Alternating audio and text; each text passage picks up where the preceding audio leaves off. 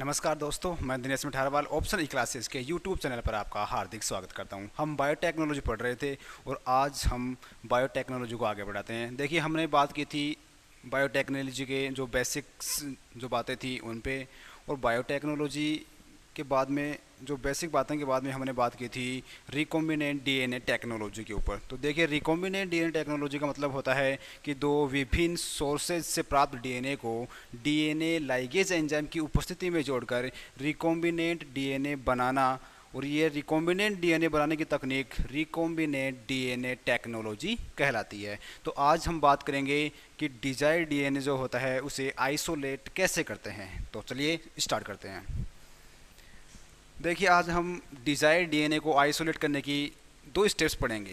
पहला है isolation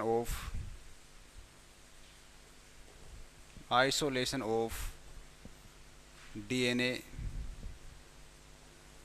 from cell.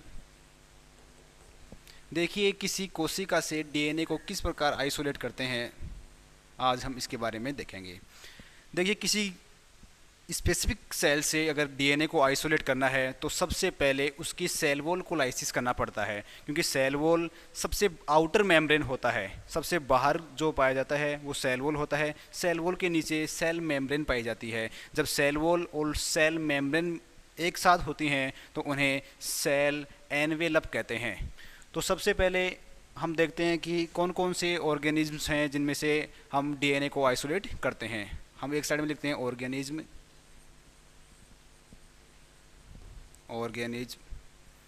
Cell wall और एंजाइम।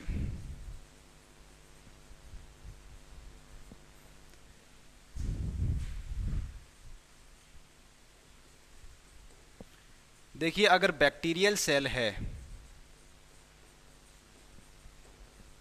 बैक्टीरियल सेल, देखिए बैक्टीरियल सेल की जो सेल वॉल होती है वो पेप्टिडोग्लाइकेन की बनी होती है, और पेप्टिडोग्लाइकेन को लाइसिस करने के लिए लाइसोजाइम एंजाइम काम में लिया जाता है। कौन सा एंजाइम काम में लिया जाता है? लाइसोजाइम। कौन सा एंजाइम? लाइसोजाइम। बैक्टीरियल सेल है, इसकी सेल वॉल बनी होती है पेप्टिडोग्लाइकेन की, और पेप्टिडोग्लाइकेन को लाइसिस करने के लिए जिस एंजाइम का काम में लिया जाता है उसे बोलते हैं लाइसोजाइम। कौन सा एंजाइम? लाइसोजाइम। यानी कि किसी बैक्टीरियल सेल की कोशिका भित्ति को तोड़ने के लिए लाइसोजाइम एंजाइम काम में लिया जाता है। अगर मान लीजिए कोई प्लांट सेल हो, कौन सी सेल हो? Plant cell. प्लांट सेल, देखिए प्लांट की जो सेल होती है वो या तो सेलुलोज की बनी होती है, सेलुलोज, या हेमी सेलुलोज की बनी होती है, हेमी सेलुलोज। अगर प्लांट सेल वॉल सेलुलोज की बनी है तो उसे तोड़ने के लिए या उसका लाइसिस करने के लिए जो एंजाइम काम में आता है वो है सेलुलेज। सेलुलेज। अगर हेमी सेलुलोज की बनी है तो उसे लाइसिस करने के लिए हेमी सेलुलेज एंजाइम काम में आता है, हेमी सेलुलेज। मान लीजिए अगर कोई फंजाई हो, फंजाई, फंजाई की सेल वॉल बनी होती है काइटिन की। किसकी बनी होती है? काइटिन की बनी होती है, और काइटिन का लाइसिस करने के लिए जिस एंजाइम को काम में लिया जाता है उसे बोलते हैं काइटिनेज एंजाइम। कौन सा एंजाइम? Chitinase enzyme. तो फंजाई की सेल वॉल काइटिन की बनी होती है, और काइटिन का लाइसिस करने के लिए काइटिनेज एंजाइम काम में लिया जाता है, काइटिनेज एंजाइम काम में लिया जाता है। तो ये बात थी isolation of DNA from cell. अब हम दूसरा स्टेप की बात करते हैं, ये isolation of desired DNA. Isolation of desired DNA. अब हम दूसरे स्टेप की बात करते हैं, आइसोलेशन ऑफ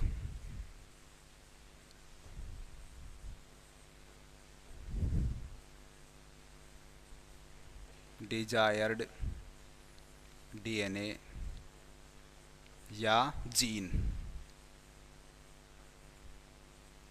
देखिए, डीएनए का जो आइसोलेशन है वो किस प्रकार किया जाता है कि सबसे पहले हम किसी होस्ट से डीएनए को आइसोलेट करते हैं।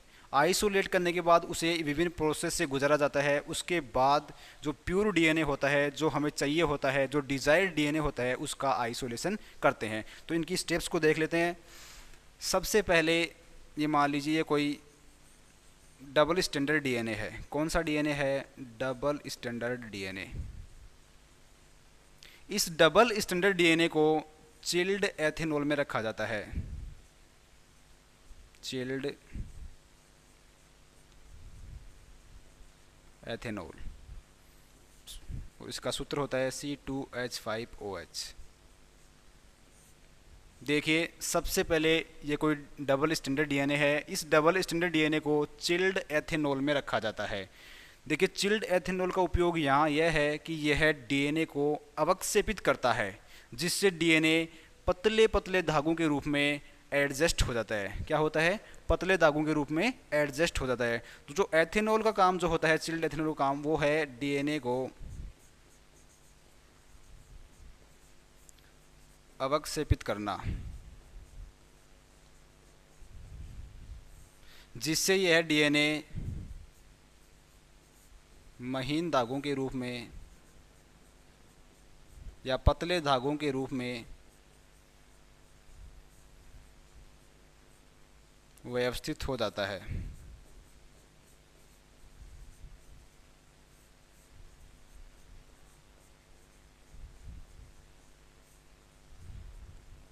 और ये जो प्रोसेस होती है उसे बोलते हैं डीएनए स्पूलिंग। क्या बोलते हैं? DNA spooling. और ये प्रश्न नीट की एग्जाम में पूछा गया था कि डीएनए स्पूलिंग क्या होती है। तो डीएनए स्पूलिंग के अंदर हम डबल स्टैंडर्ड डीएनए को चिल्ड एथेनॉल में रखते हैं। चिल्ड एथेनॉल में रखने से डीएनए अवक्षेपित हो जाता है और महीन दागों के रूप में एडजस्ट हो जाता है। इसके बाद में इस डबल स्टैंडर्ड डीएनए को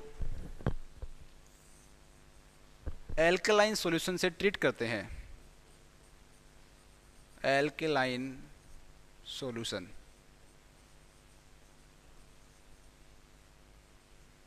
एल्केलाइन सॉल्यूशन से ट्रीट करते हैं और रेस्ट्रिक्शन एंडोन्यूक्लियस एंजाइम के द्वारा कट लगाते हैं, जिससे यह सिंगल स्टैंडर्ड डीएनए में बदल जाता है। किसमें बदल जाता है? सिंगल स्टैंडर्ड डीएनए में। देखिए, एल्केलाइन जो सॉल्यूशन होता है वो डबल स्टैंडर्ड डीएनए को सिंगल स्टैंडर्ड डीएनए में बदल देता है, क्योंकि जो एल्केलाइन मीडियम होता है वो डीएनए के हाइड्रोजन बॉन्ड को ब्रेक करता है। किसको बॉन्ड ब्रेक करता है? हाइड्रोजन बॉन्ड्स को ब्रेक करता है, जिससे यह डीएनए सिंगल स्टैंडर्ड डीएनए में बदल जाता है। और जो रेस्ट्रिक्शन एंडोन्यूक्लियस एंजाइम होते हैं वो डीएनए को काटने का काम करते हैं। क्या करते हैं? डीएनए को काटने का काम करते हैं, जबकि डीएनए लाइगेज एंजाइम डीएनए को जोड़ने का काम करता है। लाइगेज एंजाइम जोड़ने का काम करेगा, जबकि रेस्ट्रिक्शन एंडोन्यूक्लियस एंजाइम काटने का काम करते हैं। तो ये डीएनए को काटेंगे और जो एल्कलाइन सॉल्यूशन है वो डबल स्टैंडर्ड डीएनए को सिंगल स्टैंडर्ड डीएनए में कन्वर्ट कर देता है। उसके बाद में इस सिंगल स्टैंडर्ड डीएनए को जेल इलेक्ट्रोफोरेसिस पर रन करवाते हैं। किस पे ऊपर रन करवाते हैं? Gel electrophoresis. यह एक तकनीक होती है। देखिए, इलेक्ट्रोफोरेसिस का मतलब होता है इलेक्ट्रिक चार्ज के आधार पर अणुओं का सेपरेशन करना, यानी कि जो उन पे आवेश होता है उसके आधार पर अणुओं का सेपरेशन करना उनकी साइज के आधार पर। That is called electrophoresis. अगर ये इलेक्ट्रोफोरेसिस जेल में होता है तो उसे बोलते हैं जेल इलेक्ट्रोफोरेसिस। अगर ये इलेक्ट्रोफोरेसिस सॉलिड में होता है तो इसे हम कहते हैं सॉलिड इलेक्ट्रोफोरेसिस। तो यहाँ जेल का काम लेंगे और जेल काम में लेने से यह फोरेसिस कहलाएगा जेल इलेक्ट्रोफोरेसिस, यानी कि इलेक्ट्रिक वेव्स के आधार पर डीएनए को उनकी साइज के बेस पर सेपरेट करना। तो जेल इलेक्ट्रोफोरेसिस में दो जेल काम में लिए जाते हैं। एक तो होता है एग्रोज जेल। एग्रोज जेल। देखिए, एग्रोज जेल जो होता है वो डीएनए के बड़े अणुओं के लिए काम में लिया जाता है, जबकि poly acrylamide gel, poly acrylamide gel DNA के छोटे अणुओं के लिए काम में लिया जाता है। जो एग्रोज जेल होता है वो रोडोफाइसी के जो सदस्य होते हैं, जिलेडियम है, ग्रेसिलेरिया है, उनसे प्राप्त किया जाता है। तो जो एग्रोज जेल होता है वो रोडोफाइसी के सदस्यों से प्राप्त किया जाता है। रोडोफाइसी के सदस्य कौन से होते हैं? जिलेडियम है और ग्रेसिलेरिया से। जिलेडियम और ग्रेसिलेरिया से एग्रोज जेल प्राप्त किया जाता है। रोडोफाइसी का मतलब ये है कि यह एल्गी का एक पार्ट है, मतलब एल्गी का एक ग्रुप है। इसे लाल शैवाल भी कहते हैं। कारण इसका यह है कि इसमें आर फाइकोइरिथ्रिन नामक पिगमेंट पाया जाता है, जिसके कारण इसे लाल शैवाल भी कहते हैं। और रोडोफाइसी सदस्यों की एक विशेषता ये होती है कि ये नॉन मोटाइल होते हैं, यानी कि इनमें सीलिया और फ्लैजिला एब्सेंट होते हैं। सीलिया और फ्लैजिला एब्सेंट होते हैं, ये नॉन मोटाइल होते हैं, नॉन मोटाइल एल्गी होती है। और जो जिलेडियम है, ग्रेसिलेरिया है, उनसे एग्रोज जेल को प्राप्त किया जाता है। और एग्रोज जेल डीएनए के बड़े अणुओं के सेपरेशन के लिए काम में लिया जाता है, जबकि पॉली एक्रिलेमाइड जेल डीएनए के छोटे अणुओं के लिए काम में लिया जाता है। तो इलेक्ट्रोफोरेसिस पर रन करवाने के बाद डीएनए अणुओं का सेपरेशन उनकी साइज के बेस पर होता है, उनकी साइज के बेस पर होता है। तो इस प्रकार ये साइज के हिसाब से एडजस्ट हो जाते हैं। Separation of DNA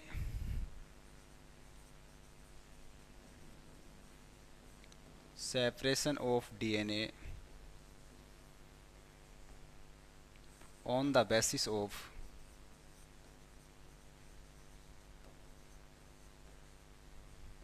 their size, यानी कि ये साइज के आधार पर सेपरेट हो जाते हैं।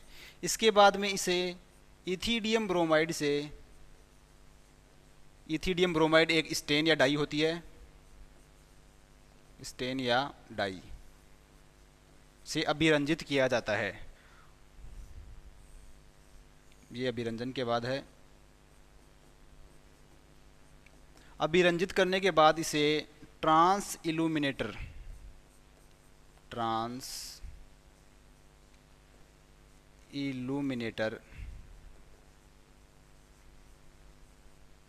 जिसमें यूवी लाइट का उपयोग किया जाता है, ट्रांस इल्यूमिनेटर की सहायता से उसको देखते हैं तो डीएनए के जो ऑरेंज कलर के बैंड्स नज़र आते हैं।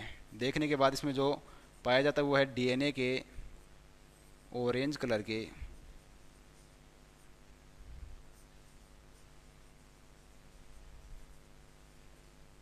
बैंड्स नज़र आते हैं। इसमें डीएनए के ऑरेंज कलर के बैंड्स नज़र आते हैं और इन्हें फिर आइसोलेट किया जाता है, यानी कि जेल से डीएनए को आइसोलेट किया जाता है।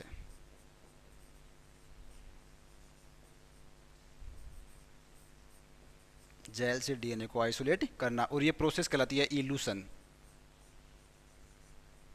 क्या कहलाती है? इल्यूशन। यानी कि जेल से डीएनए को आइसोलेट करना इल्यूशन कहलाता है। देखिए, सबसे पहले ये डबल स्टैंडर्ड डीएनए होता है जिसे चिल्ड एथेनॉल में रखा जाता है। चिल्ड एथेनॉल में रखने का अर्थ ये होता है कि इसमें डीएनए अवक्षेपित हो जाता है तथा महीन धागों के रूप में एडजस्ट हो जाता है। इस प्रोसेस को बोलते हैं डीएनए स्पूलिंग। इसके बाद में इस डीएनए को एल्कलाइन सॉल्यूशन से ट्रीट करवाते हैं। रेस्ट्रिक्शन एंडोन्यूक्लियोज एंजाइम का उपयोग किया जाता है, जिससे डीएनए सिंगल स्टैंडर्ड डीएनए में बदल जाता है। इसके बाद में सिंगल स्टैंडर्ड डीएनए को जेल इलेक्ट्रोफोरेसिस पर रन करवाते हैं, जिससे डीएनए का सेपरेशन उनकी साइज के बेस पर होता है। इसके बाद में इथिडियम ब्रोमाइड डाई का प्रयोग करते हैं और ट्रांस इल्यूमिनेटर की सहायता से देखने पर हमें डीएनए के ऑरेंज कलर के बैंड्स नजर आते हैं। उसके बाद में जेल से डीएनए को आइसोलेट किया जाता है, जिसे इल्यूशन कहते हैं। ये इल्यूशन वाला शब्द फर्स्ट ग्रेड में पूछा गया था, और ये ऑरेंज कलर के बैंड्स ये सेकंड ग्रेड में पूछा गया था। तो ये प्रोसेस है डीएनए को आइसोलेट करने की। अब हम आगे बात करेंगे टूल्स ऑफ। देखिए, हम अब बात करते हैं टूल्स ऑफ बायोटेक्नोलॉजी, यानी कि बायोटेक्नोलॉजी के अंदर कौन कौन से उपकरण हैं वो काम में लिए जाते हैं। तो चलिए स्टार्ट करते हैं। Tools of biotechnology. Tools of biotechnology.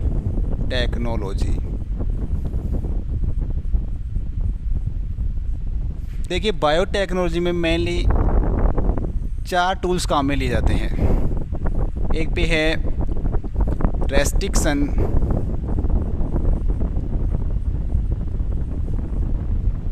एंडोन्यूक्लियेज,